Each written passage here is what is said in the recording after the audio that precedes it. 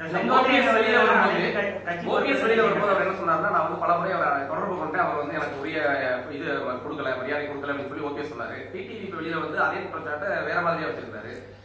அதெல்லாம் அது எதனால அப்படி சொல்றாங்கன்னு தெரியல. ஒருவேளை அவரு சொல்லி இவங்க சொல்றாங்களா, இவங்க சொல்லி அவங்க சொல்றாங்களான்னு எனக்கு தெரியல. அந்த குற்றச்சாட்டுக்கெல்லாம் நான் பொறுப்பேற்க முடியாது. எப்படிங்க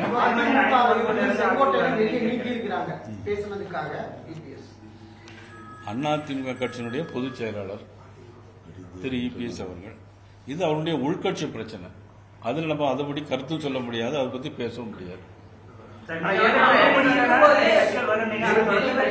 பேசினார்கள் அப்படிங்கிற மாதிரி அவர் சொல்லியிருக்காரு. அப்படி இருக்கும்போது அந்த கட்சியோட பிரச்சனை நாம எப்படி விளைகிறதுன்னு பார்க்கணும். எப்படிங்க நேற்றுக்கு செங்கோட்டையன் பேசும்போது என்னை கூப்பிட்டு இதுக்கு விவகாரம் பண்றப்பா டெல்லியில கூப்பிட்டு பேசினாங்க அப்படிங்கிற வார்த்தையும் சொல்லியிருந்தாரு. அப்படி இருக்கும்போது அந்த கட்சியோட விவகாரம் நான் எப்படி இதுல இன்னைக்குமே பாரதிய ஜனதா கட்சி அடுத்ததுல தலையிடாது. ஏப்ரல் 12ஆம் தேதி அந்த கூட்டணி பத்தி பேசும்போது மாண்புமிகு உள்துறை அமைச்சர் அமித்ஷா அவர்கள் தெளிவாக சொல்லியிருக்காங்க. அது அவங்களுடைய உள்கட்சி பிரச்சனை சொன்னாங்க.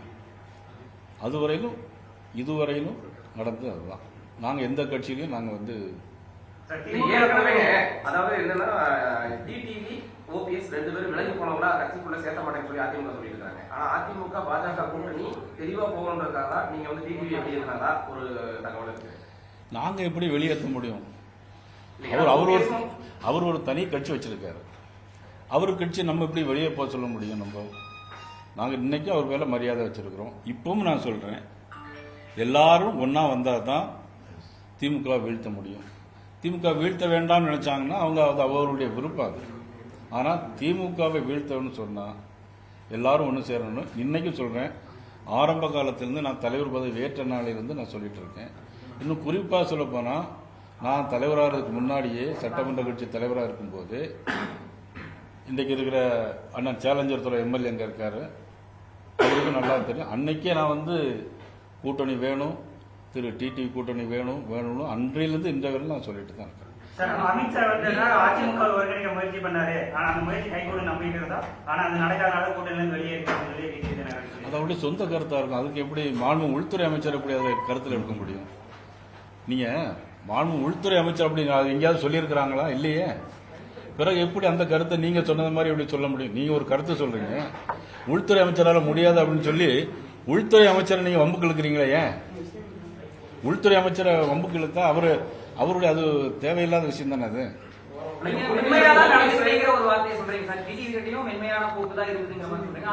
எனக்கு எப்பொழுது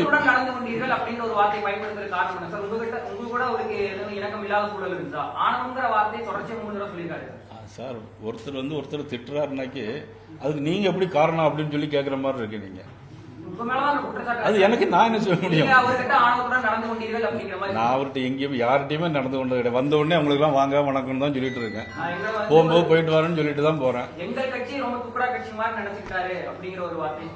சார் துக்குடா கட்சி நம்ம யாரையுமே நினைக்க முடியாது. அப்படின்னா நாங்க எது கூட்டணி சேரணும்னு சொல்றோம். என்னைக்குமே அவர் 1% வச்சிருக்காரா 2% வச்சிருக்காராங்கிறது முக்கியம் இல்லை. என்னுடைய நோக்கம் தனிப்பட்ட முறையில் நான் சொல்றேன், அதாவது எல்லாரும் ஒன்னா சேரணும், திமுக வேண்டாம்னு நினைக்கிற மாதிரி எண்ணங்கள் இருந்தா அந்த மாதிரி பேசுறதுக்கு வாய்ப்பு இல்லை.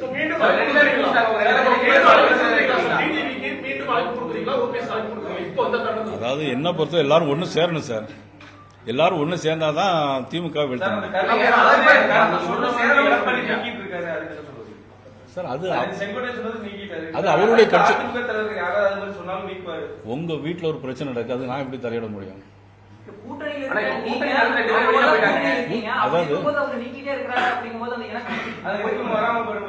சார் நீங்க சொல்லுது எனக்கு புரியல. எனக்கு எப்படின்னா அது அவங்களுடைய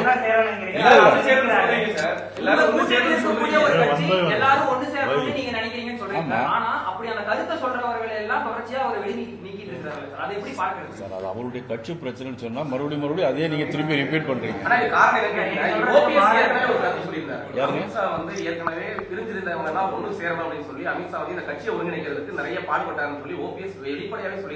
அது எனக்கு தெரியாது. அவரும் மாநில உள்துறை அமைச்சர் என்ன பேசினாங்கன்னு எனக்கு தெரியாது.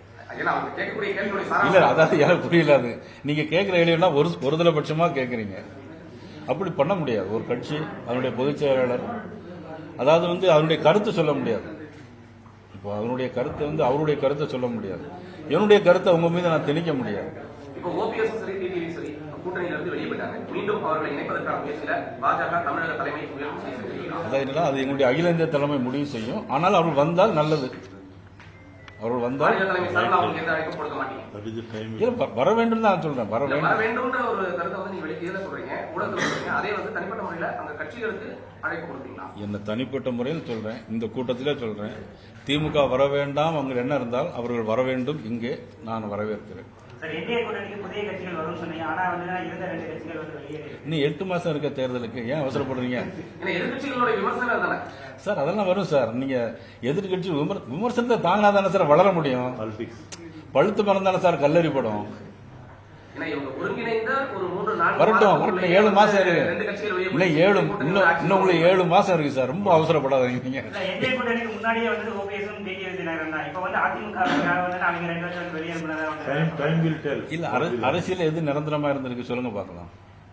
அரசியல் ஏதாவது நிரந்தரமா எங்கேயாவது நடந்திருக்கா சார்? நீங்க இதே மதிப்புக்குரிய தினகரன் அவர்கள் எங்களோட எந்த சட்டமன்றத்தில் கூட்டணி இல்லை.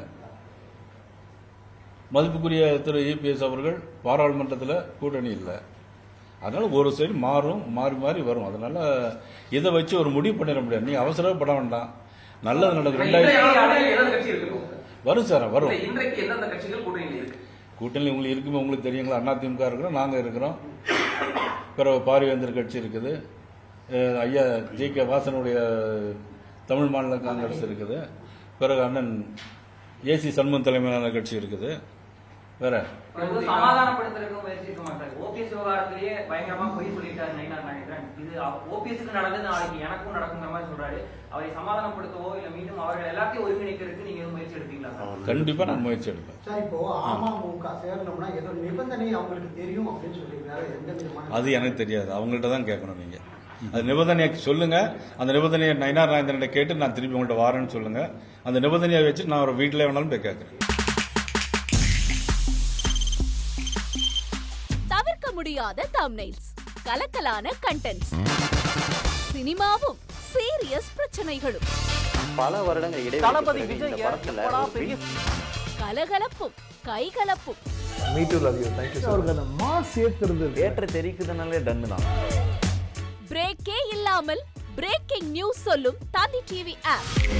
இன்ஸ்டா தலைமுறை வரை இறங்கி அடிக்கும் தந்தி டிவியின் டிஜிட்டல் எக்ஸ்க்ளூசிவ். அது தண்ணிக்குள்ள போகும்போது ஹேங் ஆயிடுச்சு.